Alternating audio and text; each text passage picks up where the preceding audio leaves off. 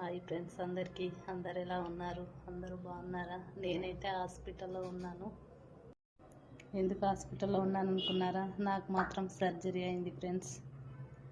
నాకు సర్జరీ అయ్యేదాకా ఒకటే టెన్షన్.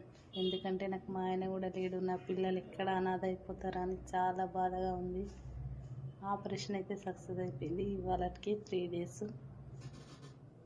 ఇప్పటికే తండ్రి లేని పిల్లలు, తల్లి లేకుండా ఎక్కడైపోతారో నా పిల్లలు అనాథాలని చాలా భయమైంది ఫ్రెండ్స్. ఆ దేవుని దయ వల్ల ఆపరేషన్ అయితే సక్సెస్ అయింది.